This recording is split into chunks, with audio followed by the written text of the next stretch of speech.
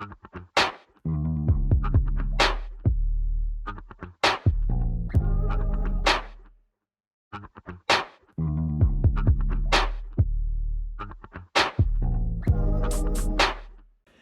720 is a fast investing stock market game where you use power cards to make smart investments and stop your opponents making theirs.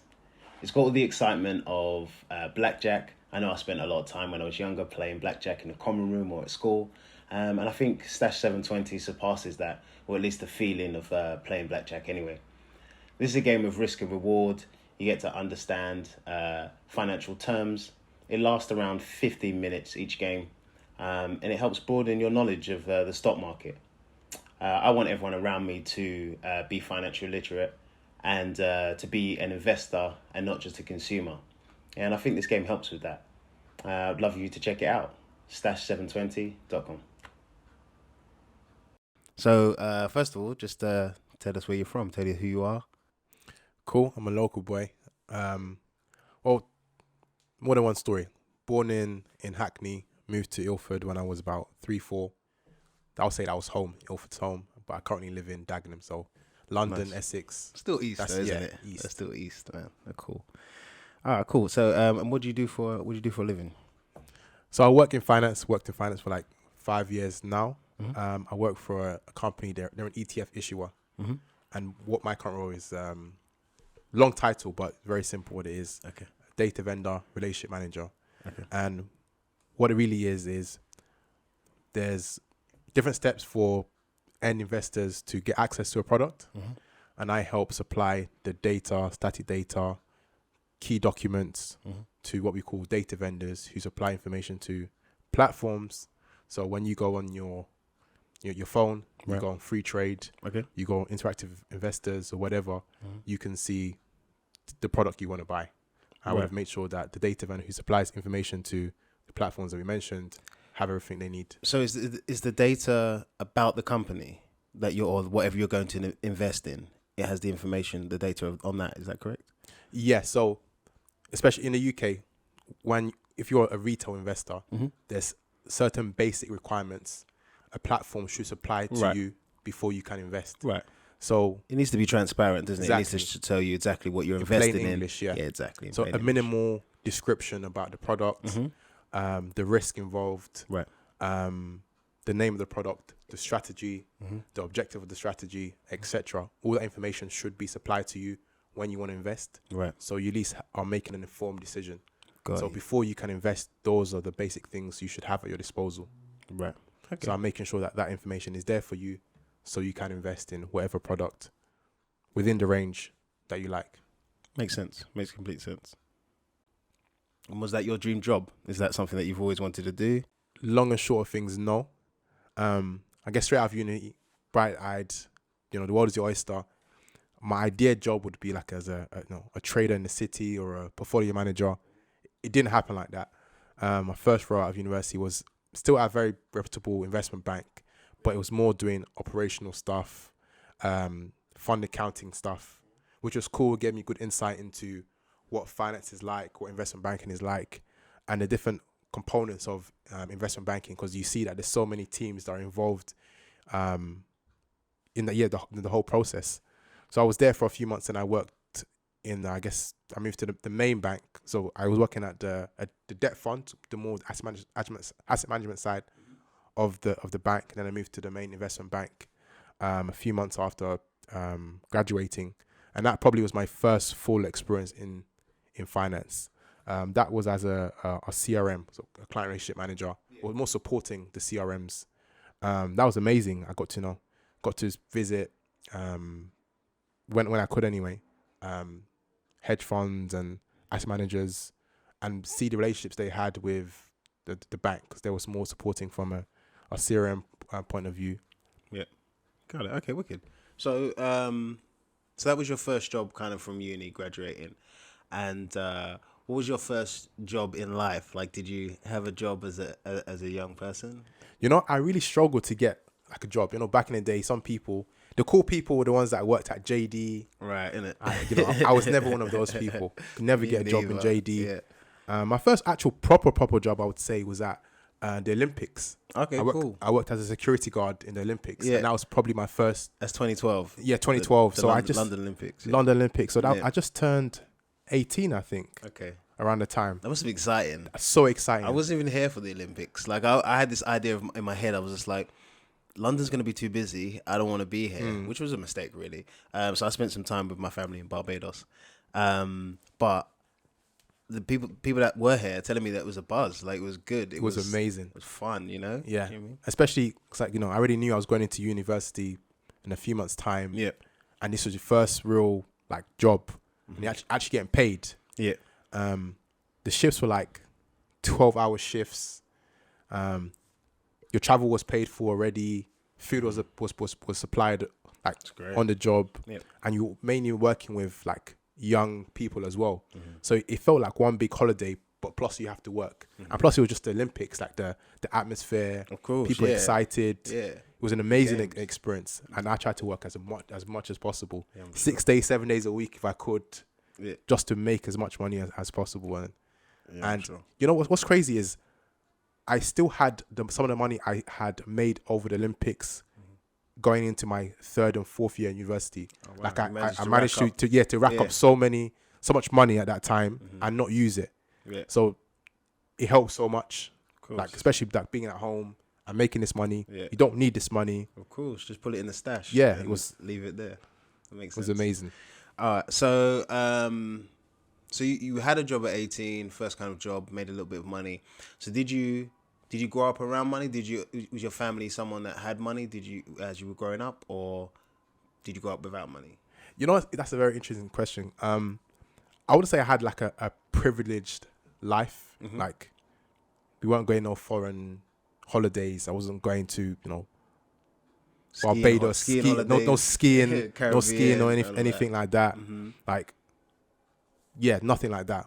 But we would go to like Pontins, which was at the time it felt like it was amazing, so much fun. In hindsight, I was like, "Wow, this is a pretty budget holiday." But at the time when you're a kid, it's fun, isn't it? There's something to do, and you're away. Like, exactly, you know what I mean? Makes sense. But I would say I didn't like grow up privileged, but I had I guess I would say a privileged mindset. I was exposed to the idea of money and what money can do. So where did you go to uni? Quick interjection. I went to uni in Essex. In Essex, did you stay at home for university? No, I made sure I was out. Interesting. Even though you're in Essex, it's not far. It's not. It's like an hour and a bit. Okay. And you so far enough, I would say. Far enough to be, have your independence, but still close enough to. Okay, cool. We'll come back to that question. So, you said that you had a privileged background. You went on holidays and what have you. But what made you feel like you were privileged? What? No, I would say I didn't have a privilege. You didn't have a privilege. No. Okay. In terms of I wasn't going on fancy excursions. You're still going on holiday. Some people went on 0 holidays. It's true. So I guess in that regard, yes, I got to go to Pontins and stuff like that. But I think more than anything, I had exposure to what money and wealth could do. Okay. Like I would say I lived in. It's really weird. How did you get that exposure? On my family side, especially like we'll say more my mom's side in particular, they come from back home like Nigeria anyway. Yeah. It's quite a well-to-do family. Okay. But that didn't translate into necessarily a nice, comfortable life in the UK. Yeah. Like if I was, back in Nigeria, I guess how I would be living would be very different. I would imagine so. Like for example, like my mom's. So my grandma, she's a lawyer. Like she had been a lawyer for like several years. She's still, up until a few years ago, was still like taking on work. My late granddad, he was like an engineer. He had traveled around the world as an engineer.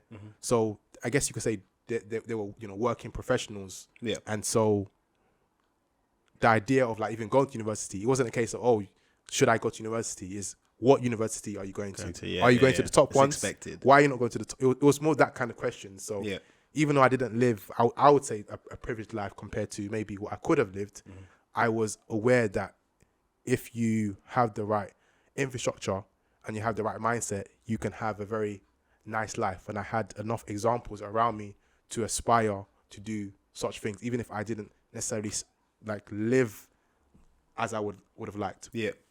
Okay, that's cool. That's understandable. I understood that. So you feel like you were privileged and you did have somewhat, but did you ever look at other people around you and say, well, this person is living like this, and why am I wearing this? And was there ever like a comparison growing up on? I'm gonna say no. Maybe people felt that about me. Like, I think compared to the people I grew up with, maybe I came across as privileged. Because like where I lived, like there was a lot of council houses around where I lived. You were my neighbor, so Yeah. so like yeah, Loxford and X, Y, and Z. So yeah, I lived in a house, but I'm like a minute away from everything. Yeah. Even like Ilford Lane, Ilford Lane, yeah, all like of that. Yeah. So I was around it, but never like really involved in it. But those are friends and family, so of course, you're still ingrained within that.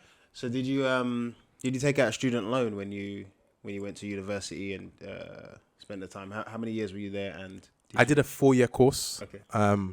It's a 4-year course because I did a year abroad in my third year. I did a year abroad in Italy for my third year, which was a great experience in itself. Italian? I learned. I could speak a little bit when I was there, but I wouldn't say I really learned it. Yeah. It was a shame because I probably spent too much time with native English. Girls. I'm not going to say that. A lot of native English speaking people. Like I make quite a few like friends from like the US, and even the Italian friends I did make.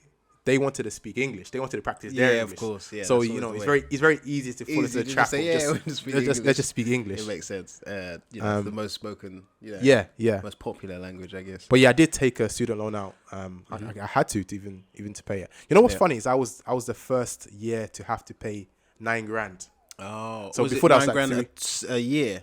Yeah, $9,000 a year. Oh gosh. So just before that, literally, if I had been 6 months younger, I would have been paying $3,000 something. Mad. But yeah, I still wanted to go to university, even though it was like increased to $9,000. Like I said, it was not a case of are you going to university? Yeah. Where are you going to university? Which one? What are you going to study? So yeah, took student loan out. Needed to take out a student loan. And what's interesting about that is when I saw how much I got from student loan, I was like, how am I gonna live off this? Like it's like. This is not enough. Yeah. And I remember asking my parents, like, can we kind of massage the books or something like that? Because this is not working. How am I gonna? He said, and they were very adamant. No, you have to deal with it you yourself. have to. But they helped and they did give me money on top of that because it clearly was not enough even to pay for accommodation. But I think that probably was my first instance of seeing the difference between maybe how I lived and what other people lived. Because some other people got like a lot more, maybe double what I had. Because of the situation that they had at home. Yeah. So I think at that age I started to see that, oh wow, people's backgrounds and standard of living matters. It changes. Really, of course. Now I it can changes see your lifestyle. And what you're able to do and what you're not able to do. 100%. And so what did you study? I studied economics. You studied economics. Economics at university. And what did you do did you do it at A level? You went secondary school, you did A level, and how was you during that time? Were you a bright kid? How did you? So for secondary school, I went to Loxford, local boy. But for my A levels, I went to Ilford County, which is a grammar school in like Barkingside. So then again, I noticed the difference. Like in Loxford, I feel like I was okay, right? But I would say I was, I guess maybe doing a lot better than my peers, as in people maybe from the same demographic as me. Yep. Like compared to them, maybe I was all right. Yep. But when I went to Ilford County, it was like not that special. Yeah. But what I noticed is that also the mindset of people was very different. Right. Like I actually preferred, from a learning point of view, Loxford. Right. To relate to the teachers. We're just a cooler environment, but more than anything, I noticed that people here, they seem to want to do well. Right. It's more a case, are you going to, or people applying to places like Oxbridge, like is a thing there. Yeah. People applying to do like medicine and dentistry. So that was also like a change in itself. So I feel like all these different kind of life lessons from like secondary school, sixth form, I'm now noticing the difference between. So did you get good grades in Loxford to go to the grammar school? I got A's and B's. Okay, so yeah, you did good, man. You did good. And then you went to the grammar school for A levels. What did you do A levels? I studied maths, history, economics. Then I dropped philosophy and ethics in my final year. And then you moved to uni. Then I went to uni. 4 years uni. Okay, cool. And then when you finish uni, you must finish uni around 21 years old. 21, 22? 22 years old. And then a year later, you were married. Yeah, less than a year. Less than a year of me. Where did you meet your wife? In uni. Okay. So I shout out Essex. For finding the love of your life. Amazing. That's great. Essex. Mm-hmm. So you were out of university, and did marriage kind of impact you financially in any way? Yeah, definitely. I always encourage people that I know who are like not in relationships or just still at home out of university. Mm-hmm. Like, please make sure that you stack and you're making use of the fact that you're at home, because I guess my parents had always told me from the get go, as soon as you get married, you're out of the house. You got to do on your own. You're on your own. If you want to get married, you want to do big, man. Exactly. You got a family to look after. 100%. You look after your family, like elsewhere. So I guess when a lot of my peers would have been at home, just graduating, getting on their feet, I had to land on my feet a lot quicker. Yeah. Because of that. And actually, when I first got married, my wife wasn't working. She just finished her master's at the time. Okay. Just finishing her master's. So did she study something similar to you? She studied law. Okay. She studied law at university. Okay. So yeah, I guess the whole finance and the need to master finance was hard, or like highlighted even more. Of course, when I had to live, by myself. Yeah. So from university, puts a little gas underneath you. Yeah, definitely. You got to do the thing. So from university, where you're essentially being funded to go there to study, subsidized, it's for some people, to now, being the man in the house. And the sole breadwinner. The sole breadwinner, when I'm just essentially finding my feet. Yeah. And what's crazy is that I was also contracting. Okay. Up until 2020, all the roles I had been contracting. How long were the contracts? It ranged. But the first contract when I first graduated was a 3 months contract. Okay. So that's all I had. But that was extended. I guess I did well. It was extended. So I was offered other roles. Good. So I think the most I've ever been outside of work was like 3 months. So yeah, I guess I knew I had to also make a good impression because I was contracting as well. Yeah. Which I guess maybe helped in the long run, because you're always having to know. You always know, okay, I need to shine. I need to do something that's memorable. To make sure the contract is extended, of course, or to find another opportunity. To do your best, of course. And I always feel like it's I don't know. So everything is going in your name. So if I'm working, I want to do my best. So if anyone says, "Oh, have you worked with Ryan before?" I'll say, "Oh yeah, I remember him. He was here for 3 months. We can only give him 3 months, but it was amazing. Wish we could have." Do you know what I mean? Just to have that. Just to work and have that work ethic. It helps you. It helps you. It helps you. Yeah, it helps you with everything in your life. Anything you want to do, any side hustle, anything. If you got that work ethic, people do notice. Even though you think they're not.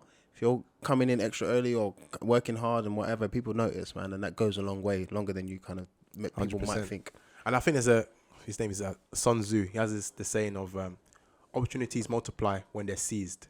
There you go. So I think I definitely experienced that. You do well in this opportunity. Yes, 3 months, it can be extended. Something will come. Something else will come out of it, and it always did. So I know that to be true. Yeah, for real. So then, shortly after that, you had a baby, like at 24. Yes, So it's 24. like boom, boom, boom. boom. I'm in the fast You're just lane. like uni, In the marriage, children. So did that? How did that impact you? Like financially having a baby? Yeah, Did that make you? that was quite crazy. You know, she actually, my oldest daughter, she just turned 4 a few months ago. So wicked. Yeah. I feel like just Happy birthday as well. yesterday that Yeah, she was even here. But again, that also accelerated things. Like, oh wow, it's not just myself and the wife. We now have a child. Yeah. And I always tell people, you can't cut corners, or you can't really cut corners when you have a child. Let's say, for example, there's not much to eat. You know, we'll manage, but you can't say to your child, okay, today you're not eating because. Yeah. So another reason why why you need to get your money right. Yeah. Why I need to prioritize different things. Yeah. And why I knew I needed to do more than than most people might at that age. Yeah, you've got to push, man. You have to push. It does, like I said, it puts fire underneath you when you've got something to, there's a reason for you doing it. It's not just, it's not just you. It's easy. Like I always say, going to the gym. I used to go to the gym on my own. Then I had a gym partner for a long time, for like 7 years. Shout out Danny. So train me this guy called Danny, and just him being there in the gym, knowing that he's going to be there at that time, motivated me every single day. I have to go because he's going to be there, and then he's going to start without me. So he's just going to go. So I'm going to have to go. If it's just me, and I wake up in the morning and I feel tired, I might not go. Lying. I might not go because it's just the only person I'm letting down is me. But when you got that accountability, when it's someone else, you got a child or wife or something like that, where that puts a little bit of fire on it. Yeah, man. for sure. So for sure. sometimes that stuff is needed. So yes, then you had another child at 26. Then you were a homeowner at 26. Yeah, that's correct. So how was that? How was that process for you? Acquiring a mortgage. How was that process? Exactly what you said about like essentially the why. So with Ali, so my first daughter, we always wanted to get on the housing ladder as quickly as possible. Funny enough, I actually tried to get by my first house when I was 19. Okay. Back in the day, they had this thing called a 100% mortgage. Yeah, no, this is where you said it. You said it like a myth as well. Back in the day, Back they in had the day. this, but it was amazing. Yeah, and I wish I was more like tuned in and like understood it a little bit more. 100% mortgage. 100% mortgage. Like, and there was even a point where they're doing 110%, giving you more money. Wow. Like it was insane. It was just like it was like a gratuity. Like after you finish a meal, they go, Yeah. "Would you like a house?" Like it was almost at that level. But so yeah, continue. So you were in a position where you were gonna do 100% mortgage. Yeah. So that was when I was like 20 or 19, 20, when I was still in university, and we were very close to it. Then it just kind of fell through for one reason or another, and that was quite disheartening. But that's what I mean about I was around, even if I didn't maybe live the kind of like I wasn't skiing. Right. You still I had had access to my parents. Their mindset was maybe different from a lot of people who I was growing up with. Right. That they were even looking into such opportunities. Because I won't say, I was looking for it. They talked about it. It's something you want to do. If you're essentially if you're on it, we can try and help you. Yeah, so your parents are everything. That's why it's good. Your parents are everything to 100%. you. Do you know what I mean? Like as much as your friends have influence in your life, if you have essentially bad parents or essentially good parents, wherever that is, helps. It will change your life. Yeah. It will change your projection. So having that just the access to actually take the steps to do it still opens your mind to say, oh well, I'm able to do that. A couple of years later, when you actually do decide to do it, you've already started the process before. Yeah. So it's not completely alien. Yeah. And I think that's the main thing with any finance. With any finance, if you've done it before, like listen, you've bought a Twix at a shop. That's finance, right? You're exchanging money for goods, right? Yeah. You've done it a million times. You're not Do it scared. again. You don't go up to the thing and go, oh, I got to give him this 30, well, it's probably 50p or 60p for this Twix. So you're not going to be scared. And it's the same with like any other type of finance. 100%. So yeah, it's great that you had that introduction.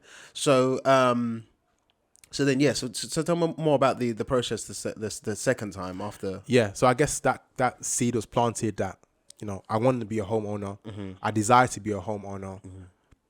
I guess you could say there's some bumps in the road in terms of prioritizing certain things. With getting married so early and a few other things that I guess delayed. Did that it. cost you a lot getting married? Did you put a lot of money into that, or was it a smaller wedding? How did that affect you? Maybe financially? culturally, it was a smaller wedding. I think in total, maybe like 13 or 14,000 it worked out to be. Oh, the price wise. Of And when was everything. that? When was that? This was 2016. 2016. So fairly recent. No, And sorry, about- 2017. 2017. So fairly recent. It's just like 5 years ago. And 13 is good. That's good. Did you get Around married in that. London? Yes, it was. Where was it? I should know this. Wow. Mill Hill. Mill Hill. Yeah, Okay. nice So, country yeah, club. That's great. That's a fair price. It still is Virgin on mortgage. What's your deposit money? Because 13 grand is nice. Can go towards You like can definitely do deposit. something with that. Yeah. But that's still not bad price to get married, especially when people are spending 50, 60, 70 grand on weddings. Yeah, Like, easily. easy, like Easily. on a party. And I would say we were also then she was working. Mm-hmm. What was I gonna say? Oh, sorry. Yeah, we were both when she was working. When I proposed, she was working anyway. Right.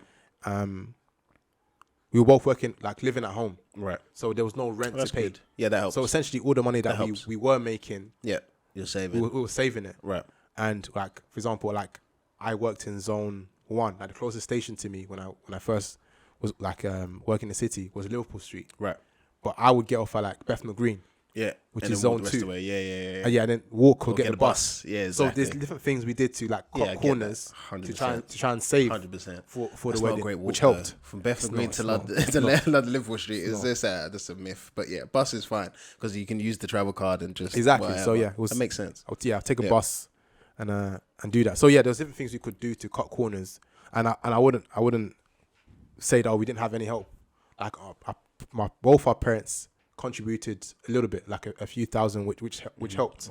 So I won't say we stomached everything by ourselves. So they helped with the marriage or the wedding or The wedding, like for example, like the thing we do, like traditional in Nigerian culture, and Yep. I think they were more interested in that.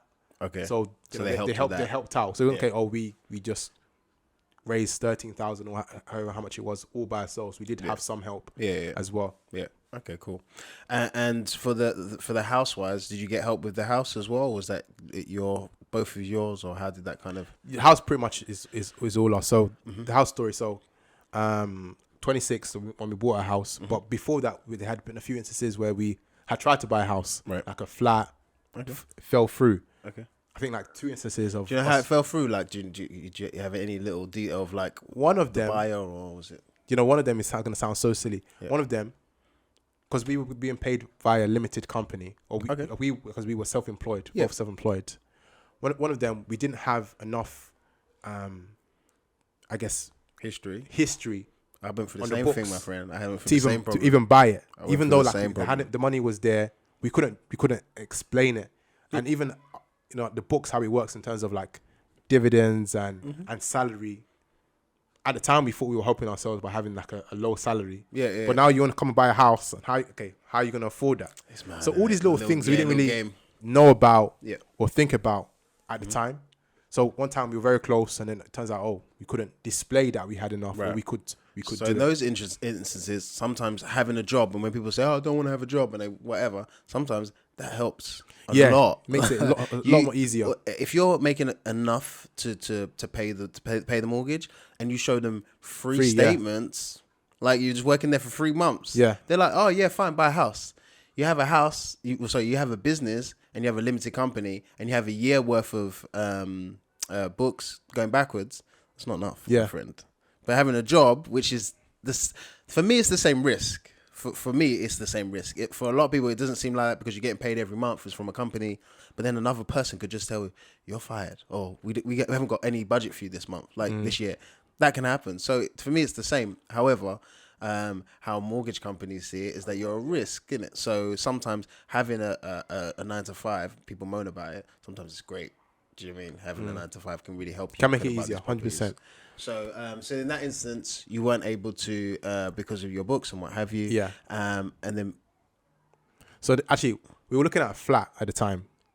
Yeah, so I think it was like, I must have been 25 or 24 when that happened. Maybe 25. I mean 25. Because I remember thinking, wouldn't it be nice to be a whole number? 25. That's a nice number. So I must have been 24, 25 anyway. We like numbers, don't we? As adults, we like numbers. So I need to be doing it by this time. Yeah, that time. So we like that. I understand. Like, go for it. And yeah, it was a flat we were looking at beforehand. But when we did buy, it was a house. So you could say it was a blessing that we were able to, like, it was delayed for one reason or another. Right. And then our eyes were opened. Okay, cool. Right. Why not a house? Especially as at that time we knew Annalise was coming. So my second daughter. Yeah.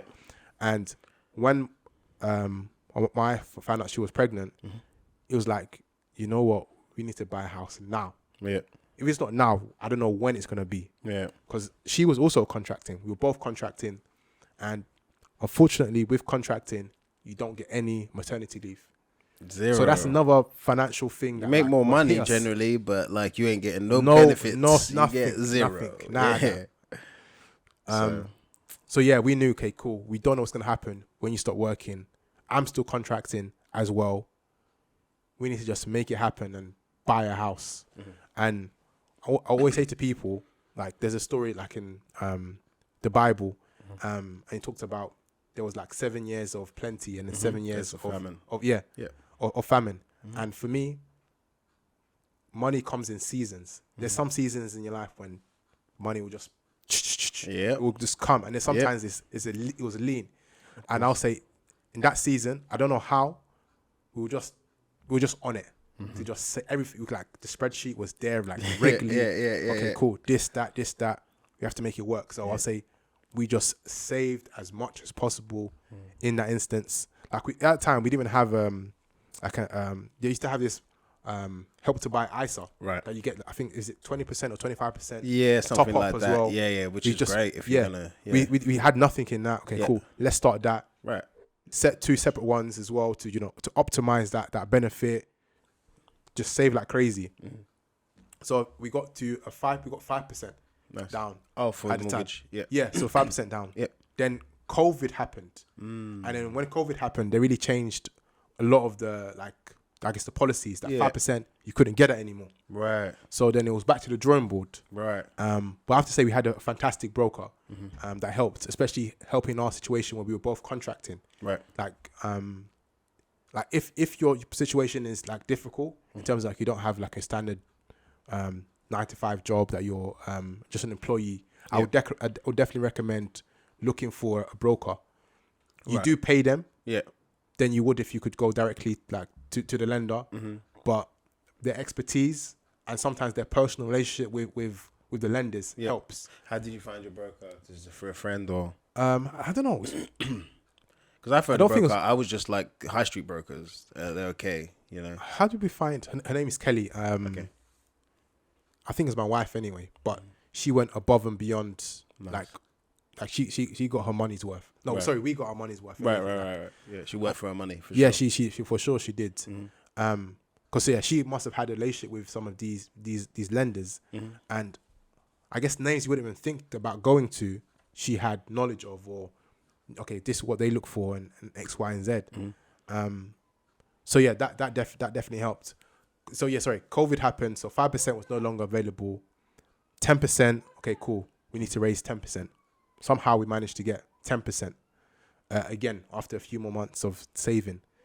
Then 10% was no longer available, really. Mad. We needed 15%. Wow. And then it's like, okay, where are we going to get another like 5% from? Yeah. But I guess that's where the benefits are with having a limited company, as opposed to being an employee. Yeah. And I could literally, on a very small scale, I could see why people do things as a company and the benefits of a company, because I'm not recommending anyone do this, but we were able to, because when you have a limited company, you have a certain time you have to file your taxes. 100%. I knew you were coming to that. Because now I'm the same, bro. Like, I know exactly what you were about to say. I'm like, you should be keeping a bit aside. 100%. What I would say, listen, I'm not a financial advisor, and nothing that we say here is financial advice, right? However, if you're smart and you have you get paid a certain amount a month, you got to pay your own tax at it. And when the tax year comes around, tax month comes around, you're gonna have to pay your own tax. So I put the money aside in another account. However, that other account starts to look a bit healthy. And then you're like, I know what you mean. But I get it. There are times where you think, you can take from that and I'll put it back before that time. And as long as you're smart and you're not, Will Smith not paying tax as a child, whatever, then you'll be fine, innit? So I get it. Yeah, that makes sense. So we kind of did something like that, because it was a risk, because the taxman still wants his money at the end of the day. He doesn't care about your particular situation. He wants his money. But we kind of used that portion of maybe the money that we would have been putting to taxes to help us in that instance. But always pay your tax, man. Yeah, but always pay your taxes. Always pay your always. Always pay your tax. And we did. But in that instance, we allowed it to work for us. The fact that we had a limited company worked for us. Yep. Even though it had been a disadvantage in some areas, but here was a benefit. So with that, and kind of hold some money, I'm gonna give it back to you. A bit of that as well. Yep. We did it. Gotta do what you gotta do. Yeah, we made it work. Yep. So in the end, we ended up having to put down, was it, I think 17%, because they then changed it a little bit again. Wow. But we played around with what we need to do. Yeah. We understood we were taking a risk. In doing that, we know we still have to pay the tax man. Yeah. And yeah, that's probably what allowed us to do it, as well as understanding that when the season of plenty was there, we utilized it, and we weren't doing willy-nilly with the money. Yeah, going on being holidays, out, buying clothes, eating food, like, you know what I mean? You're not doing all that stuff. COVID helped as well, because we're stuck at home. You can't even go out anyway. Yeah, so that's good. It's good. So yeah, we were forced into that situation, and we know that we want to buy this house before Annalise comes. And it's funny, Annalise was born on the 22nd of October. Okay. And we got our house keys the day after. Oh wow, beautiful. It was literally like that. Lovely. But yeah, that really was the deadline. We had a good why. We knew, okay, cool. When Annalise comes, she's not gonna be able to work. We're not getting any support. Yeah. Because of how things have played out. We need to buy this house now. Right. So yeah, thank God we were able to buy the house and so forth. So yeah. Nice. That sounds like it worked out for you. It worked out, yeah, in the end. I've always wanted to invest and see myself as an investor, and for me, that's ultimately the end goal, to have enough investments or passive investment, should I even say, that I can live a lifestyle I want without having to work. That still is the ultimate goal, and I'm not close to that. But as soon as having bought the house, my next attention was, okay, cool. How can I allow my money to work for me? Like, what can I do? What can I start investing in? And it probably helps the fact that I work in financial services, and I also work for a company that essentially creates financial products that people can invest in. Right. So I've always had, visibility on, the basics of what investing entails and sort of thing, and also through like personal development, like some of the good books I had been reading well before I even started, like, investing. Yeah.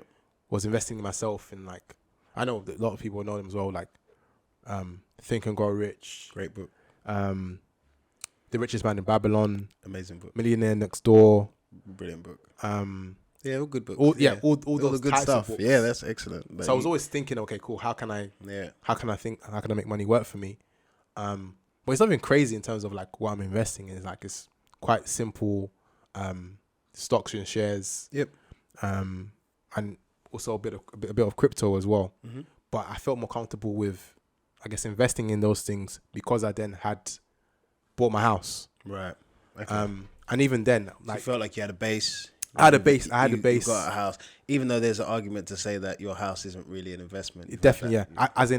Well before I bought a house, it was already drilled into me by the likes of Robert Kiyosaki. Yeah, exactly. Your house is not not an asset. Yeah, there you go. It's a liability. You pay a mortgage. Yeah.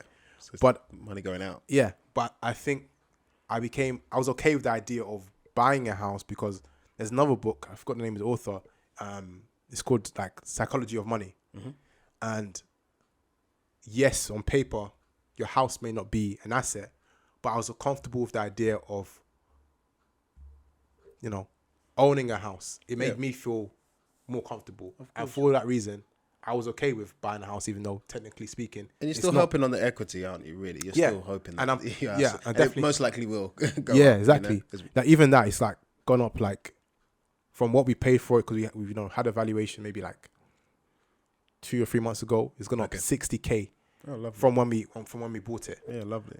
Because of This inflation, market now. because of COVID, and a few other factors.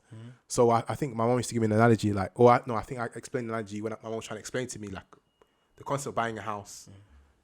I was like, it sounds like it's like a moving train. Like the train keeps getting faster and faster. Right. So you kind of want to jump on the train as soon as you can. Yeah, there you go. So to me, I see it as that. Right. And I understand that as I build up equity in the house, I know I'm going to release some of that equity to do something else. Yeah. It's a matter of when.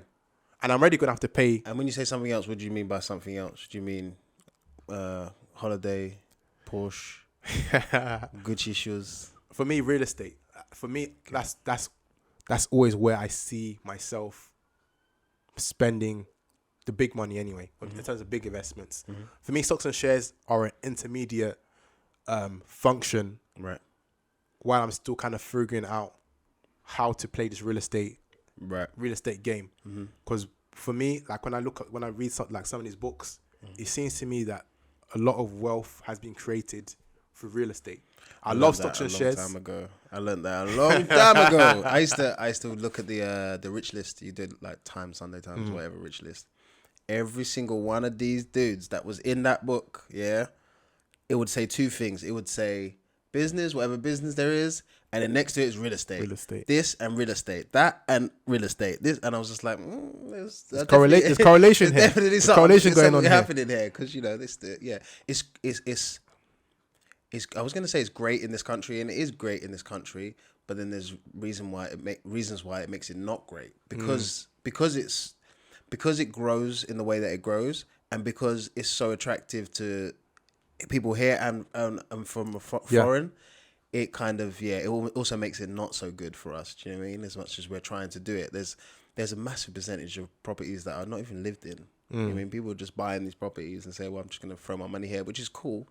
But there's a lot of people that ain't got places to live. I need someone to live. So what's happening here? So, at the same time, it swings and roundabouts. But there's, great industry, and, it makes sense for you to take advantage of it if you can, 100%, yeah. Yeah, for sure.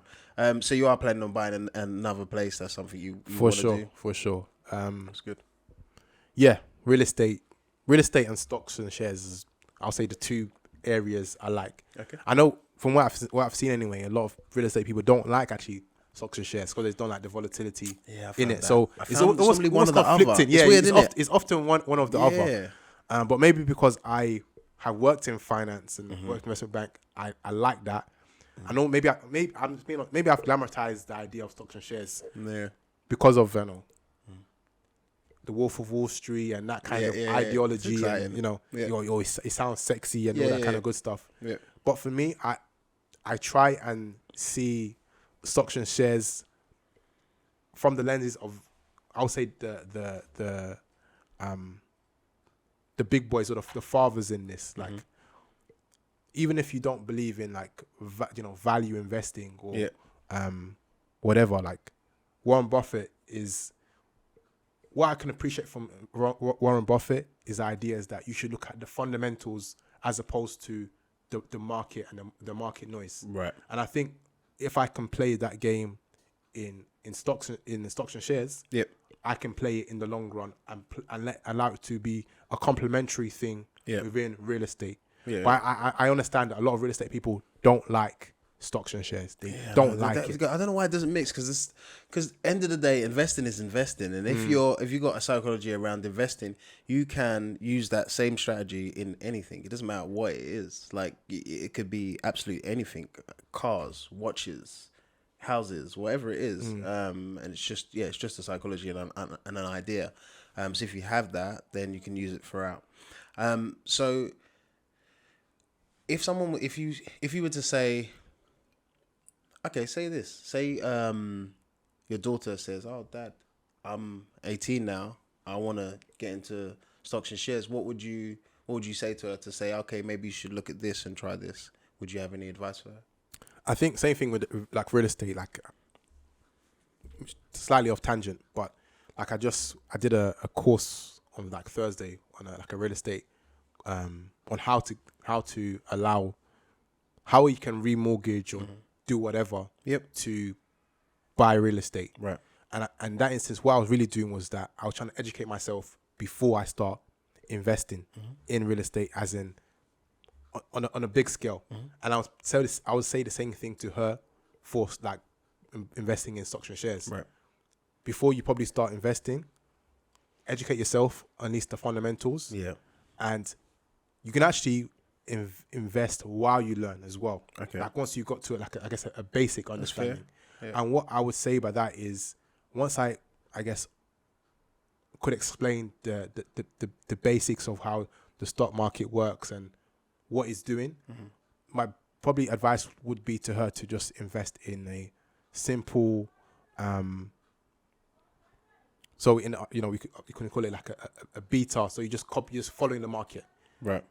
kind of investment strategy. So probably would be in an ETF. I understand ETFs and ETF. how is is a very good investment wrapper. Yeah. Turns out you can buy and sell it like intraday and stuff like that, and it's very transparent. I'll probably tell her to buy a S&P 500 ETF. Okay. Cool. Or maybe So, yeah, a just a- FTSE 100. Right. So an index, some And then sort of some- ETF. some So it's kind of- low cost. Yeah, you low know what I mean? cost. And it's following the market. So yeah, an ETF is an exchange traded fund. And the S&P would be Standard & Poor's 500, which is the top 500 companies in the US, essentially the world. And an ETF tracks the behavior of like the actual S&P 500. And you can get that for a low price, which, that makes sense. And even Warren Buffett really says that unless you're really going to drill down and, The nitty-gritty. study these stocks, which is, I study a little bit, but to the level of what these guys are doing, it's a lot of work, to sit there and kind of If you do study. it properly, it's a job. your due diligence. It's like a job, isn't it? It's a full-time job. But you can still do it and do less reading and still do well. But someone who's really not going to do it, and a lot of people are just not really going to do it. And that's S&P okay. 500, that's fine. That's 100%. That's okay. Like everyone's got a life. Like everyone's there's other stuff to do. Is sit there reading finance stuff. Like that's not for everyone. But I would say then S&P 500 would be great because it tracks the whole market and you can dollar cost average. You can just put money in every single month, tenner, 20, 100, whatever it is. You put it in every single month. Over the year, it's going to probably, give you 10%, 8%, 10%, something. Yeah, something around there. So so it's great. Yeah, that's great advice. And even with that S&P, and the reason I would choose S&P is that the US is still one of the biggest, if not the biggest, For now. market. Yeah, Just so for so now. everyone Yeah. knows, it's for now. Yeah. Like So they are the biggest, but that would be the rationale for why I would say S&P, because she could also have chosen like FTSE FTSE 100 or whatever. which Yeah, is like she's based in the UK. Yeah. Or the Dow. DAX, Yeah, or, DAX, or whatever. whatever. Like, so maybe you want to have a region like specifications as well. Like, but those are very basic, like you said, low cost, not much thinking required. Yeah. Passive. just put the money in Just and let it put the money ride, in. Yeah. It's still better than just leaving your money in the like, bank. in cash or or in bank. under your sofa, like you know what I mean. That makes complete sense. And this is while you're learning and educating yourself, Right, on better and investments, on other things. Right, so more gains. And is there any investments you would tell us to stay away from? If you ever anything that you don't like, is there anything that you kind of That I don't. That's an interesting really- question. I'm not really into. So I think it's a bit broader term, but like generally speaking, you have stocks, you have bonds, or you could actually say equities, fixed income, and then you have alternatives. And alternatives is quite varied. Alternatives could be commodities, it could be real estate, it can be fine arts, it can be wine. So for me, I'm not accustomed to some of the niche areas like in the alternative industry, like fine wine, or I have no knowledge whatsoever. I wouldn't even know where to go with that kind of stuff. So that probably wouldn't be a good investment strategy for me. I don't think I care enough to even look into that. So I probably wouldn't invest in that kind of. Well, that's the nail on the head, really. So this is how I see it. I see you should invest in what you know. Like, you know, everyone says that, but it's the truth. If you have an Apple Watch, an Apple phone, an iPad, a Mac, like you have a lot of information as a customer about Apple. So maybe that's a good idea to invest in something that you actually know. I always say, like, if Apple's products, for me, started to not really work in the way that you would want it to work, I would know about it. I'd be like, you know, I just bought this iPad and I can't even connect to the internet or whatever it is. I would say, let me look at this company. Maybe this company isn't what it used to be. Do you know what I mean? Yeah. Maybe if you take BlackBerry for example, I'm sure the phones were great, but then when you compared it to our iPhone when they were both out, it was like, 1 minute, this as a customer, you could you can see. So it's something that you use. If you're not into fine wine, and there's a company that's selling wine, whatever. If you don't drink it, how you know if it's good? How you know if people like this? How do you know? So it's just really just keeping within your comfort zone, is in the things that you know about or closest to you, which makes sense. And I would say the same about Nike. You know, if they start making bad trainers or no one was wearing them, you would know about it. So it's about staying within your stuff that you know, your knowledge realm. You know what I mean? There's no point going into an industry that you know zero about or even interested in. Because the thing is, you could be interested in it and then say, oh wow, I really like whatever this. I really like cars now. You know what I mean? And then you can read for hours about cars, about the industry. That's fine, because then you're educating yourself and you're happy to educate yourself doing it. Yeah. But then don't say, well, I'm going to get into dentistry, and you don't know anything about it. Well, why would you invest in a company that you've never been in that realm before? Do you know what I mean? I've made that mistake as well. I'm like, oh, this stock's great. It's going to be good. I'm going to make this. I'm going to make money from this, and I have done. I had made money for it from stocks that I knew a little about, which I educated myself about, which is fine. But like I said, it has to be something that you're willing to sit there and read about. Yeah. Otherwise, so was that individual stocks? So I've did individual stocks before, and I've done like I've done industries that I knew the stock was good, because this is how I see it. I want to invest in a company that's an amazing company, and it's super cheap for whatever reason. And I saw it was super cheap, and I saw it was an amazing company, and I was like, oh great, I'll invest in this. But I had to do a lot of reading just to feel comfortable to say I'm okay with this. However, because I'm not in that industry and I'm not keeping up and I'm not constantly reading and it's not around me, at some point I'm going to have to get out, because there's no way I'm going to be able to know when it's nosediving. No company lasts forever. So how am I going to know if this company is doing well if you're not constantly...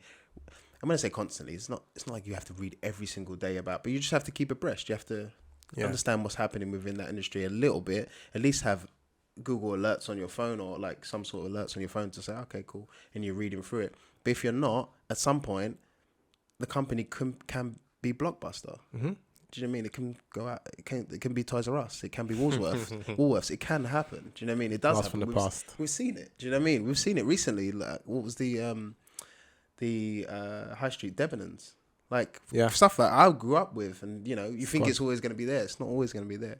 So I think for me, like, that's the bigger risk, but more. Sorry, bigger reward, but bigger risk with like individual stocks. Yeah. And I think it's important to remember that you need to distinguish between like a retail investor and a professional investor. Right. A professional investor, that is their job. Right. 9 to 5 or 9 to 9 or 9 to 6, whatever kind of hours they're working. Right. They're solely focused in that stock or that industry. Mm-hmm. So when something moves, they know that they're stuck in that world. Mm-hmm. And that's why they specialize in like, a sector or an industry. Right. So it's not the case that you can't do well, but you need to remember that you probably can't spend as much time as someone that's doing this for a living. Right. So it's not possible. I think that's also the risk of like if someone's like new to investing, I probably wouldn't advise them to invest in individual stocks yet. It's probably not a good idea. Yeah, It's probably like I not a think good probably idea. themes. Get your foot wet, like you know yeah. what I mean, like to put do the S&P with 500 of the biggest companies in the world. You're not gonna go wrong. Like what's gonna happen? Yeah. Like I always think that people get scared. It's like, oh, is it risky? But if 500 of the biggest companies in the world go bankrupt, we've got so much more to worry about than your couple grand in your portfolio. It doesn't, do you know what I mean? So you really have to look at it like that, and it's definitely better to get your feet wet with just a simple index or something like that. I would definitely agree. when you're just at the beginning. Mm-hmm. And and when you're investing in ETFs at the moment, and how long are you holding these ETFs for? Are they just buy and hold complete and just? For me at the moment, two, like there's a general strategy that people have, like they have a satellite, you say a satellite kind of portfolio, Okay, and then you may have a view, like but you understand you're not intending to maybe keep this forever. Mm-hmm. So for me, my like S&P that I'm holding, that's like a satellite. I'm just investing in, the one of the world's biggest economies, 500. Yep. Can't really go wrong, or you can, but as in it's relatively safe compared to other. It's probably it's one of equities. But then I have a view on some other things. Okay. Some like industry trends. So like they try and say that you should look for like mega trends. Mm-hmm. What things are going to last for a long time, or is a fundamental shift in how we do things. Right. And those are probably the more, I guess you could say, more sexy investments. Mm-hmm. Some of them I do intend to hold for a long period of time. Mm-hmm. Some of them I'm just have a view on them. And for example, like that for me is like carbon. Right. So people, I'm sure people have heard it so many times, the Paris Agreement, 2050, that we want, is, global warming. Yep. Is happening. Yep. The world is getting warmer. Yep. We want to reduce the number of the Celsius that the world is increasing by. Mm-hmm. And the EU are like, they're really pushing that, and they have this almost like this cap on carbon, like carbon emitters like aviation companies and a few others that are involved in that. Yep. They have a cap on how much they can pollute for them to achieve that target of less than 2 degrees increase in the weather. Yeah. And within that, if a company doesn't breach or doesn't use up their carbon allowance, they can sell their carbon allowance to other like polluters essentially. Mm-hmm. The whole intention is to reduce the carbon footprint by creating some kind of economic rationale behind the usage. Has to be. So to encourage people and companies to change. Only way, and they're saying money is the only way. The way that I always say, I was using this example. I remember when plastic bags in Sainsbury's, Tesco's, whatever, were free. We're free, yeah. Right? I would come out with 6 bags and 4 items. Do you know what I mean? You just grab take some, just take whatever, some, right? And then they started charging.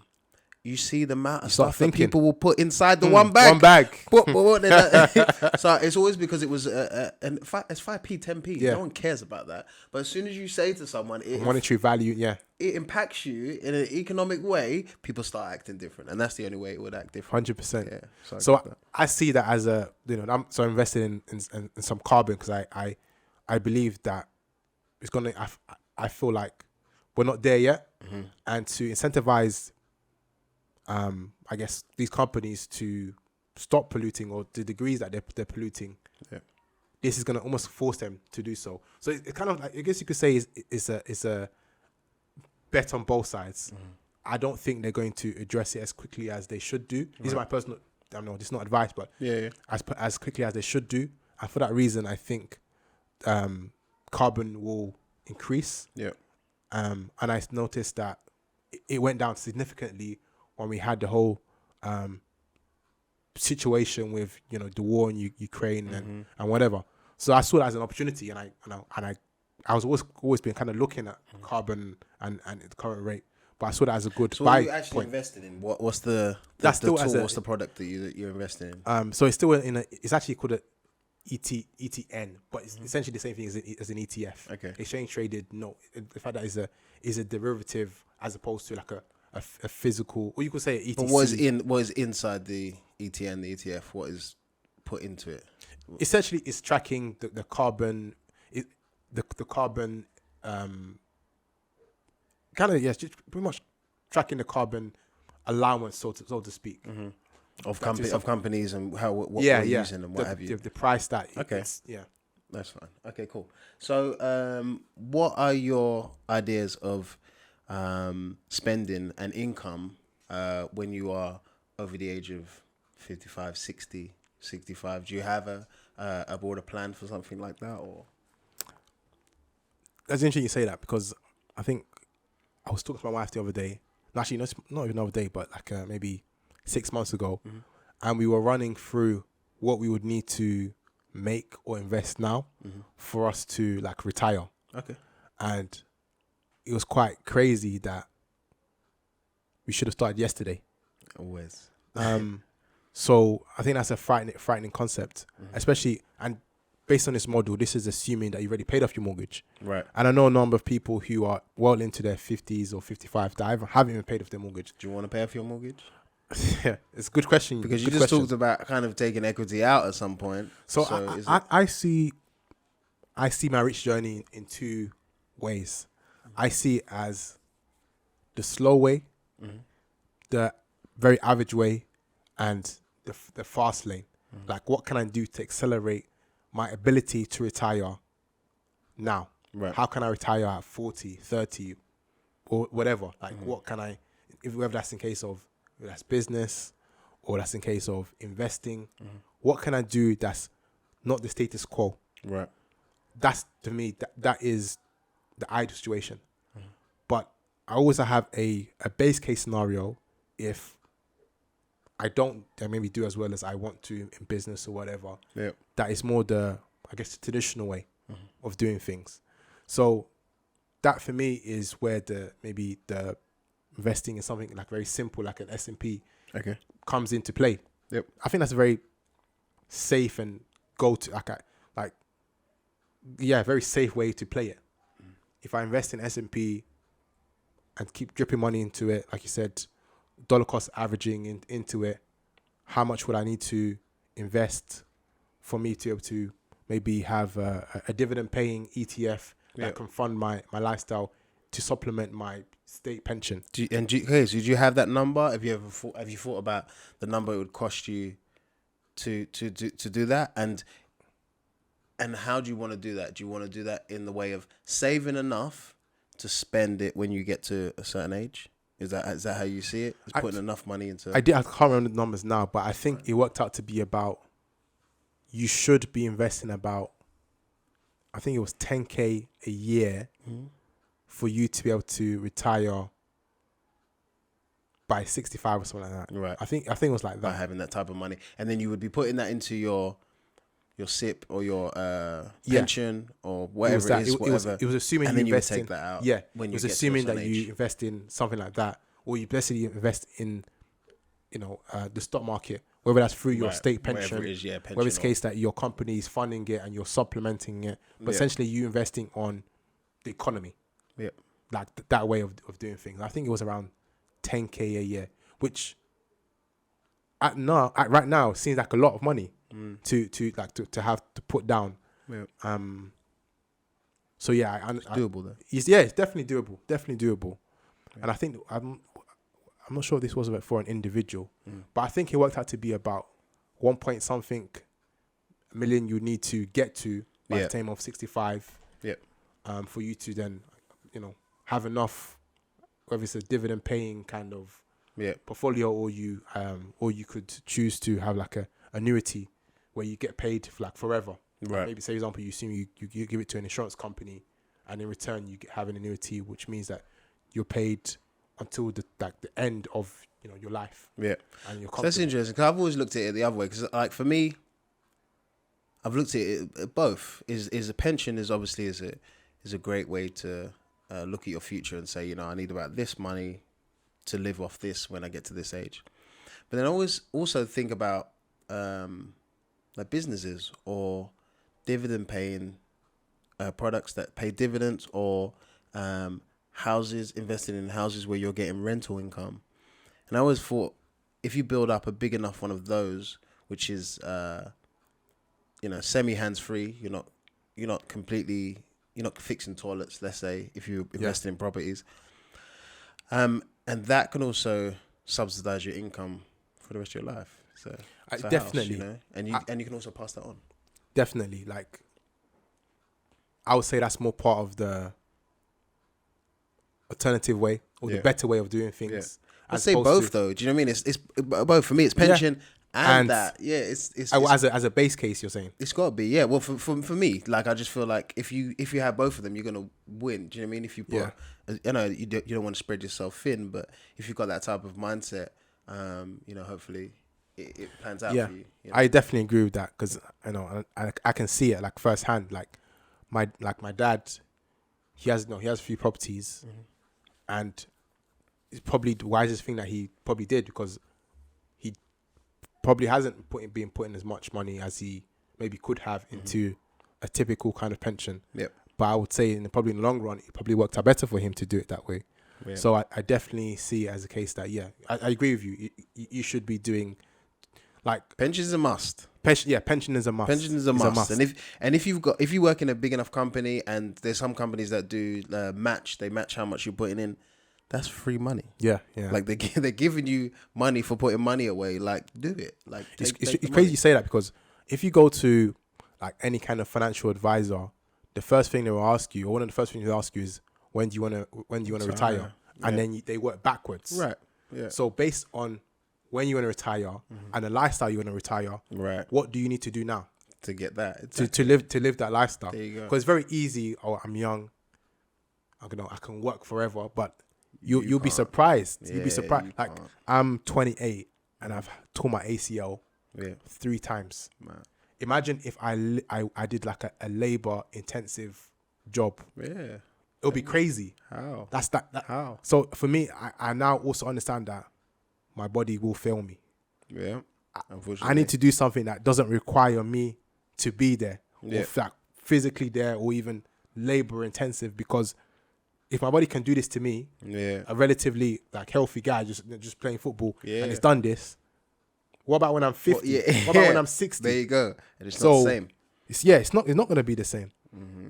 So I completely get that. Have you ever been in like serious debt? Like have you ever in a position where you're like, oh, we need to pay this, or you ever? Boy, yes, I would say yes. Okay. Maybe not serious in terms of like, can people say like, well, bailiffs and like.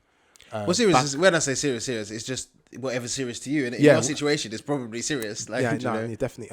You know what's crazy? Like, when things have been toughest financially, is when my wife's been out of work and we have a baby. Yeah. So those have been 2 big instances where I would say that, it's been challenging, because almost like things are set up based on us both being, in employment or like relatively, decent and constant employment. So then one employment gone entirely, then another mouth. Yeah. Those are the 2. So I would say those are the 2 times that things have been tough. I would say that even now I could do with exhibit, a few more, change. Yeah. Change. Yeah. But yeah, that's also that's gonna say like family planning comes into play. Yeah. Like I don't know that people purposely have like children later where they can maybe rely on the grandparent and stuff like that. Mm-hmm. So I would say at the moment, my biggest expense is actually childcare, not my mortgage. That's so interesting. Not my mortgage. I was going to ask that. That was actually going to be my next question. Childcare. Forget about that. That's what I say. How does it implicate? Having kids, of course. And also, you don't want to like. It's not like you can. You don't want to just give your children to anyone as well. You can. This is your you can. You can, but this is your This is your seed. This is your childcare. Is literally it isn't a joke. Yeah, it's expensive. Yeah, I know it's expensive, and that's difficult. Yeah, that must be your highest expense. I was gonna ask that. That's definitely cars or whatever. But it's it's actually that. Yeah, because you're paying someone else's salary essentially to look after your child. Yeah. So it's like it's difficult, and you kind of want to, and I would imagine as a woman, you want to stay in the job market, even though you'd love to look after your kids. You want to stay relevant and having a job where you can continue to work, because you come out of work for a long time. You're then not as attractive, employable, like as to an employee to say, I haven't worked for 10 years, by the way, and now I kind of want to come back in. It's not that it can't happen. It can happen, but do you know what I mean? It must be difficult. Because I imagine. I definitely say I think it's harder for women because it's like, I know you still have two hats as like a husband or like a father and a businessman or employee, whatever. But I think it's even more like prevalent as a challenge, like for women, because obviously you literally carry that child for X amount of years, and generally speaking, women do tend to bear most of the, I guess, childcare stuff at home. So it's it's difficult. It's challenging. 100%. And do you think that you picked up any spending habits from your parents? Yes. I know we probably all did, even though I'm answering that question. It's like, so everyone spending does, as in, but do you ever point out things you say, oh, I do this because of your parents? Or do you feel like you don't spend money and look at money in the same way as them at all? I think I've always been quite frugal. Okay. And funny enough, it was oftentimes my mom that would say, like, Toyosi, spend a you need to enjoy yourself a little bit. Yeah. So I don't know if that's the case from, having to be more frugal at, at times at home or whatnot, or that's just I'm more inherently more frugal. But I think what I'm acknowledging now is sometimes being frugal.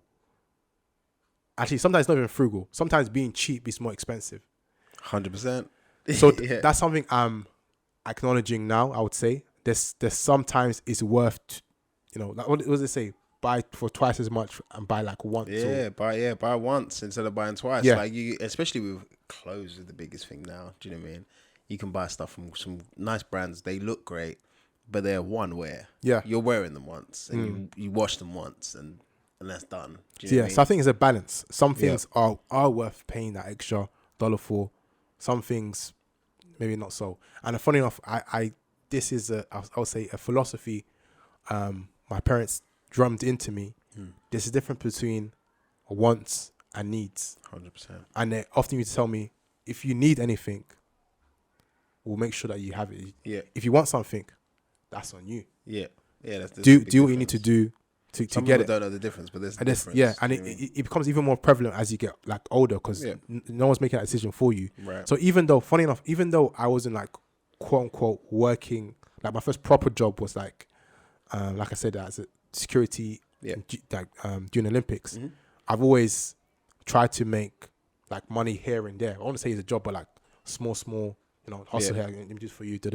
Yeah. I'm more like thinking, okay, cool. How can I make this work for me? Did you start that from a young age? Was that like, for me, I always think about 14, 15 is when people start actually thinking that they want money. That's the kind of age. Is that the type of age, or are you about 15, 16? Yeah, those kind of ages. Like, for example, I always joke about this. I know it actually just came up in the conversation like a few days ago.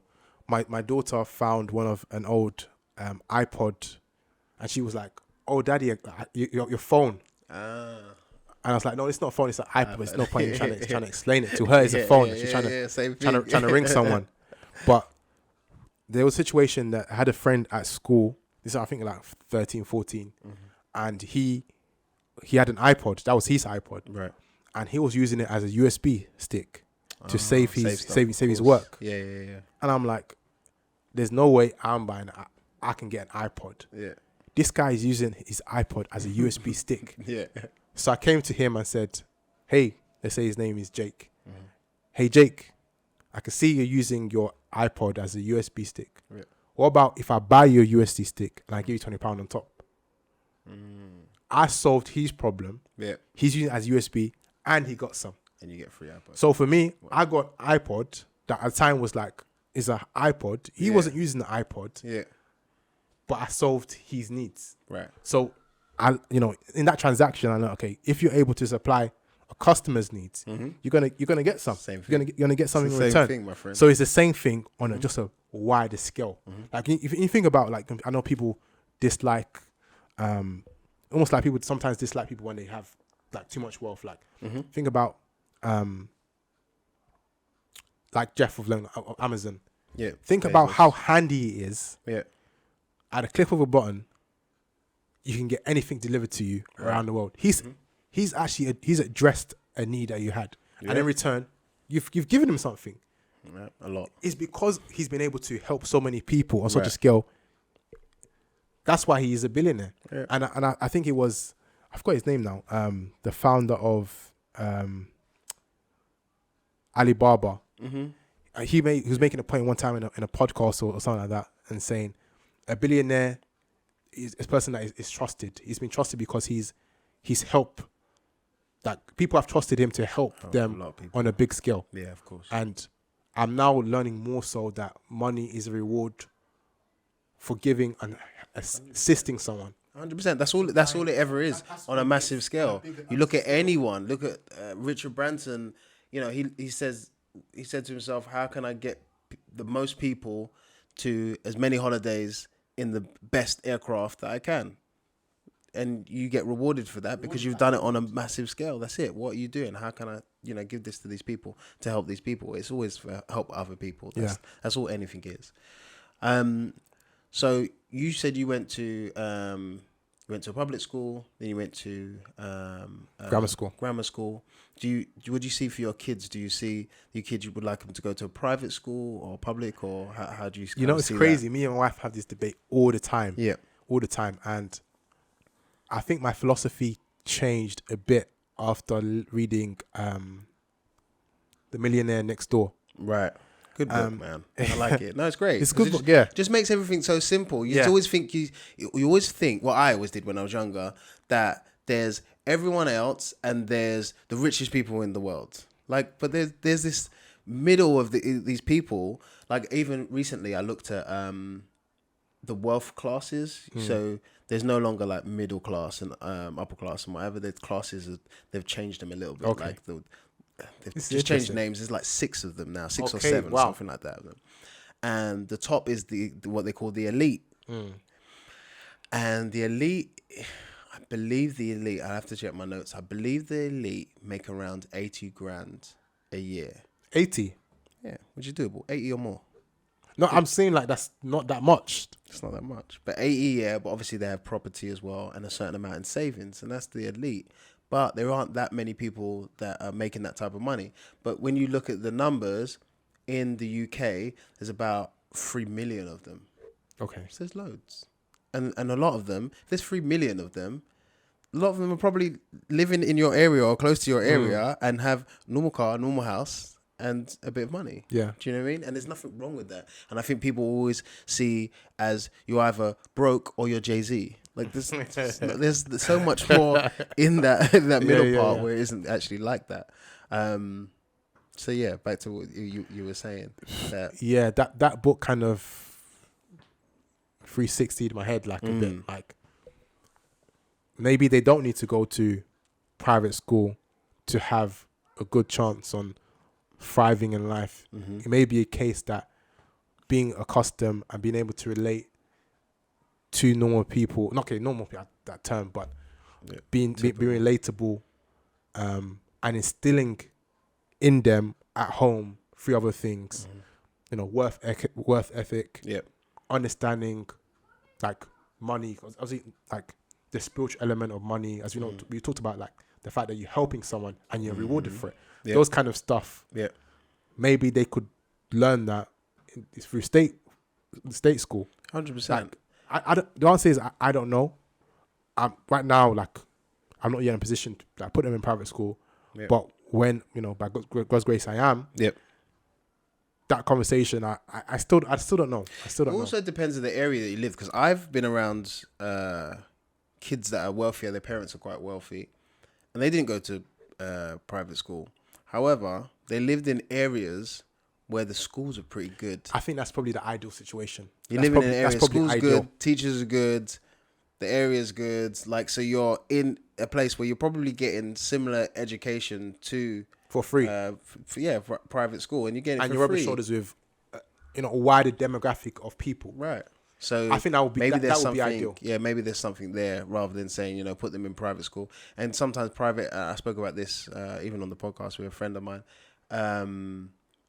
Sometimes putting them in private school and being black sometimes can be an issue where they have to go through other things. Yeah. Yeah. Do you know what I mean? I heard Mayweather discussed that the other day. Actually, Did he? I've never heard exact point. Is it? He was saying that his daughter was the only black girl in the school, in the private school. Wow. And it's like, no, I don't want her to be the only. Like, where's everyone really else? To be the only.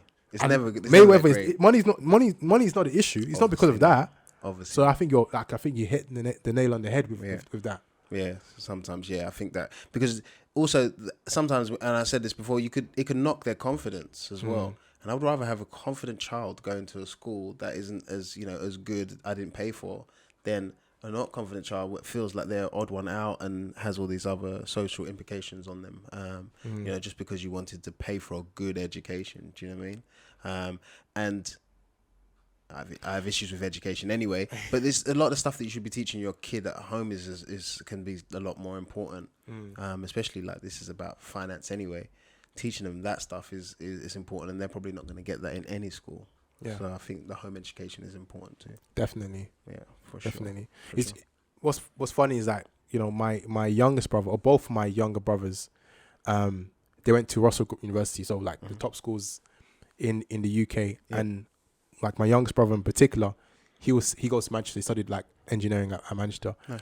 And he was like, nearly everyone in his school was like privately educated, but he's in the same place. Like he's doing the same thing. And he said like some of the way of thinking is just so like foreign, like wow. But there's also an element, or what I've seen anyway. I've noticed even like outside of like the conversation with him, I find that there's a certain level of confidence that comes with maybe just correlation that comes with people who have maybe been privately educated and are used to having abundance of wealth and money was never an issue. Yep. There's almost an expectation for them, or an instilled kind of confidence that, I'm comfortable at the top. Right. It's not something new. Yeah. So maybe that is learned in such environment or just instilled at home. I don't know. Yeah. So what did your parents want you to be when you grew up? Because you did economics, your brother did engineering. Was there ever a push to say, do this and do that? And I know how it is in Africa. So was there a pressure on her? I would say no, but I think the underlying thing is that you must do your best. Like my mom saying, always, and she always has said that, is if your best is a B and you get a B, amazing. If your best is an A star and you get an A, it's not good enough. Yeah, 100%.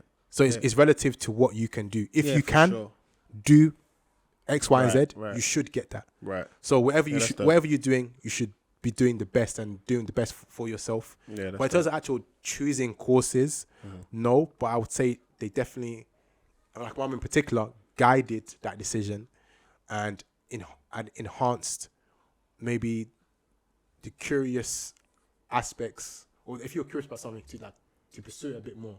For example, before I did economics, I thought I wanted to study law. Right. So I remember like she took me to one magistrate, something called E004, to get understanding of what like a lawyer would do. Right. I found out very quickly like a law is not for me, and I'm so glad I didn't do it. But like she encouraged me to, okay, cool. If this is what you want to do, let's look into it. Yeah. Or even small things like doing those, like you can actually online you can get like assessments on how to pick your A levels based on your personality, what soft you're like. That's cool. And that can kind of guide your decision making. And that was also, I would say, part of my decision making. Like for me, like I'm dyslexic. I was classified as dyslexic very late, but I've always preferred maths. Right. Maths to English. And So Similar like to me. playing to your strengths. Yeah, makes sense. Like, okay, cool. You like maths. What kind of stuff could you do with maths? Mm-hmm. So I don't say that they kind of chose the degree, but I think they are, for me at least anyway, they definitely they helped guided you and said boom, which is great. Decision making. And that's really important, really, rather than say you must be this, you must be that, and you know that. But whatever you doesn't do, always you work must out. be the best. But 100%. saying that, I always joke to people like, I love history. Like in school, history and maths were my favorite subjects. Yeah. And I remember saying to my mum, considering picking history as like a degree. I like history. I remember my mum saying to me, African mum, do you want to become a historian? I said, no. They said, why are you being in history? Yeah. In the end, I didn't pick history, but it's probably for the best I didn't pick history. Yeah. Not because anything wrong with history, and I love history, but given how things have turned out, and also you have to also factor in the fact that we are an ethnic minority in this country. Yeah. It may not have worked to my advantage to have done history when I'm already have other things that may not be best for me. Yeah. So like, it's not like I'm doing like history at, I don't know, Oxford or like, you know what I'm saying? Right. I think it's a multifaceted like question or an answer. So like, I think they're definitely challenged things like, okay, why do you want to do that? And almost like, if you couldn't give I won't say justification, but if you didn't have a strong There's a desire, proper reason for it. Yeah. Then why? Why are we doing it? But I think that's just be a helpful to story. like, okay, cool. You should ask people questions, And I then think you find encourage out you yourself to think internally. Right, Okay, cool. exactly. Why is it I want to do that? Right. There you go. Is it an easy way out? Right. Is it because my friend's doing it? Right. And it's the questions. And it's the that questions drives and you. it comes out of you. Like even stuff like that. So I went from saying I want to study law to saying, oh, I found a degree that does like, then I discovered what economics was. Yeah. And I was like, wow, this thing is amazing. Like this whole like the supply demand. For me, I call it flavored maths. Maths with application to it. Right. I thought, wow, this thing is amazing. Yeah. Then I went from saying I want to study law and economics. Yeah. Then I remember it was like a conversation with one of my uncles, and it was like, why does he want to study law and maths? Like, why don't you choose one? Why don't you specialize in one? Right. And I found it annoying. Like, what do you mean? Like, I had now got law and maths. Yeah. But then again, it made me think. Why? Like, Yeah. to do law, it's best for you to do like an LLB, Right. rather than like I think it would have been a BA or whatever. Yep. So like, why do that? You still have to do conversion. It made me think. Yeah, Okay, of cool. course. And in the end, I chose to do like just economics, and it definitely was for the best. Yeah. But now, in hindsight, and having this conversation with you, I can see that being challenged by people Yeah. can actually be a helpful. Sometimes it seems like it's not though. It's like, why are you telling me Yeah. why? Like you don't get to tell me like why I made this decision. But no, you push people to just say, so even it's clear in their head, not just yours. It's just clear in there to say, okay, yeah, I made this decision for this reason. I'll ask you a question about dating. So did you pay for your first date with your wife? 100%, yeah. 100%. 100%. So that's the thing that you pay. And how much is the most you've ever spent on a date? You said you're quite frugal, so was it ever you splashed out, or was it ever? Do you know what's crazy?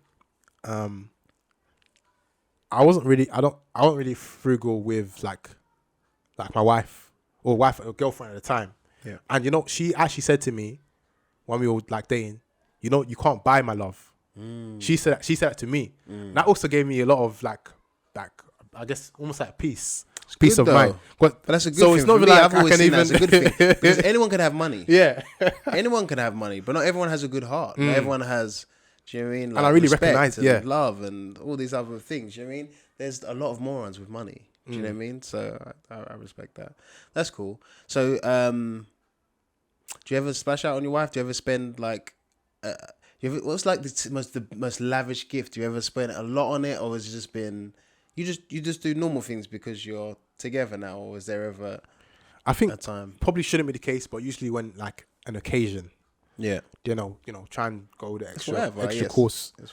Like for example, like usually it's trips like holidays. That's like, cool. That's always cool. Like we just was it last month actually? We came back. We had like our 5th year anniversary. Nice. We went to Italy, traveled a few places in Italy. Also went to a wedding as well, which is great. Yeah. But yeah, doing stuff like that. That's cool. For like, That's always good. because it was 5th year anniversary. Like I got like 5 gifts for like each year. So do you actually have a monthly budget? Do you have a budget that you stick to, or you just whatever comes out comes out? Yeah, definitely. We have a budget. How did you come up with that budget? Was that something that you saw online, or is it something that you've always used, or how did you come up with the budget together? When you're under some, like they say, what's the term? What's the phrase now? Yeah, necessity is the mother of innovation. Okay, cool. And due to the fact that we understood that we needed to make some changes financially, it encouraged us to think long and hard about how we're spending money. And when I first got married, I remember speaking to, you probably see me might be on social media, a guy called E-Man. Yep. He's like a financial advisor. Yeah, I've seen it, man. Of course. He, lucky enough, he came to our university like at some point. So I was in contact with him. I was telling him, I'm getting married soon. Do you have any advice for me, like financially, and like what I can or shouldn't do? And he said to me, make sure you separate your money. Okay. He's like savings, investing, right, expenses, X, Y, and Z. And I said, okay, cool, that sounds great. But I didn't implement what he said. Okay. But then I knew about maybe like a year and a half after that conversation, now understanding what he meant. Right. It's very, very difficult to understand the money you need to keep, save, invest if it's all in the same account. Right. Very, very like mentally. I don't know, like it's so basic. A lot of people don't know that. It's crazy. Like you might see example. Let's say you got paid 1,000 after tax or whatever.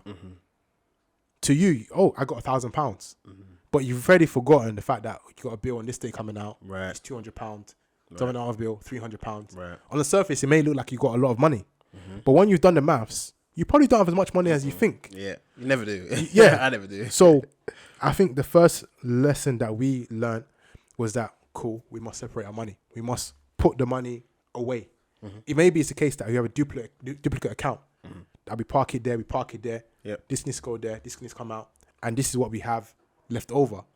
And depending on the different season, like I said, the lean years, the fat years, it may be a case that we're saving the difference, or maybe a case that we're saving it first.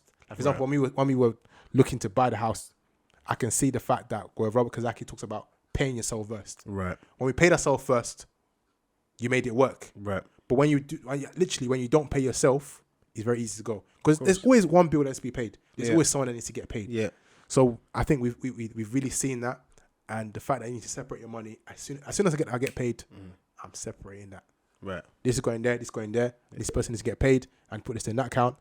Otherwise, do you both do that with you and your wife at the end of the month? Do you say these are the things that are supposed to be paid, or do you put them into a pot, or kind of how do you normally work it? We have an Excel sheet. Okay, brilliant. That's perfect. Yeah, I think you have to have, because obviously most of your bills are staying the same. So it's not the case that you even need to amend the Excel sheet like every single. No, the same truth. I use notes. I use my notes on my thing. As long as it's down and you can just have it down. And you have it somewhere. But mine's on my notes on my iPhone. It's like, on somewhere on whether you're writing it down, if you prefer it that way, or on your notes or in an Excel sheet, whatever. You should have at least a basic idea of what's coming in and what's going out. Yeah, that's it. Especially that's the goal, really. Yeah, especially where we have like the apps like Monzo and Revolut. Yeah, and even now, even like the standard banks like Barclays, you can jumped on break, that now. Now you see a breakdown on what's coming in, what's coming out. Like even tracking your money. Like I remember one of my old mentors used to say, "What you track grows." There you go. When you're tracking that money, it's gonna grow. Yeah, of course. If you have no idea, you have no idea what's doing, then you're done for. It's not gonna work. Do you have like a part for like fun money, like a little? Yeah, that's what we call it, fun money. Yeah, you do have. I call it enjoyment money. Yeah. There you go. And to be honest, I learned that from there was like a podcast of sort of the Million Next Door. It wasn't an exact book, but there was a Million Next Door. Yeah. Kind of based off it. Yeah. And he broke down the different components and how he spends money. Yeah. In terms of like, this is clothing, this is fun money, Right. this is savings, this is blah, this is blah, this is blah. And his premise was that you may be laughing and saying, ha ha ha, I have no money, this is not going to work for me. But his point was that even if you start for £1, my bills are £5, but I only have £3 out of this, maybe it's 50p, I'm going to implement that principle. Right. And then over time, as my money situation gets better, Yeah. I can use that £5 and allocate how I would prefer my money to be like. Yeah. So even now, there's some bills I wish I didn't have. Right. So I'm still trying to implement that kind of ideal situation, even in a challenging situation. But that's because I think I've heard it like many times. If you learn to allocate your money or deal with money when you're if you can't allocate and sort out your money or save money when you're poor, Right. you will never do so when you're rich. No way. You're gonna spend £1,000 the way you spend 10 grand. Yeah. It's the same. Like that's how you spend it. That's how you spend it. So you got to learn to deal with a little bit before you can deal with a Yeah. lot. So you can't 100%. despise small beginnings, and even some people in certain seasons in your life, you may be a case that you have more outgoings than you have ingoings, and in there, I've been there. You just fight along We just until your situation changes. But even in the midst of that challenge, you're still understanding. Cool, I have an Excel sheet. You implement healthy habits. Like same thing like when you're going to the gym and say you want to lose weight. You still do exercise even though you don't see the immediate results. Right. But over time, Right. you're gonna see the results. 100%. Yeah. And over time, when you're ripped, you have now implemented a lifestyle change Right. that now is easy. Yeah, I get it. So when you shop, do you prefer like generic brands or like brand names? Are you that type of person, or is there? Does it I'm matter for you? not really. It doesn't really do it for me. Like all the names, brands, and all that. There's some items I just like. I don't like, regardless of the name brand. But I think for me, that's how it should be. Right. I think if you like something, you like it. Whether it's a name brand or not a name brand. Right. I don't really buy into the idea of I like something because it's a name brand. Right.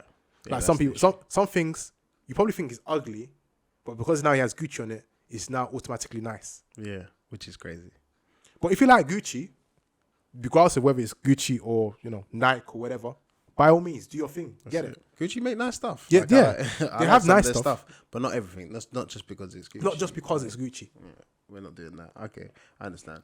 So, do you feel like the next things you want to do, if you have enough money, would you want to invest in a house, or would you prefer to go on a holiday? Where are you in the terms of your investment? And For me, I'm young. The enjoyment side is gonna come, but this is the season to be grinding. So yeah, definitely I'll be trying to put my money to work. But I now also need to appreciate. I need to appreciate that you can't just do work as well. So a little something also for enjoyment, to celebrate life as well. But that's probably something I'm learning. And also, when you're doing life with someone, it's not a case of just what your philosophy is. You also need to appreciate the other person's philosophy. right, So it may be like we like me and my wife, we always joke about it. Like, how do you eat your burgers and fries? Do you eat all your chips first and then eat your burger, or do you eat your burger and then chips with it? Yeah, I'm more inclined to like eat the chips first, yeah, eat the burger yeah. after. Yeah, But I'm acknowledging like sometimes you have to enjoy as well along the way. Everything discussed on this podcast is either my opinion or the opinion of my guest, and not to be taken as financial or investment advice. It's for entertainment and educational purposes only. I hope you enjoyed it.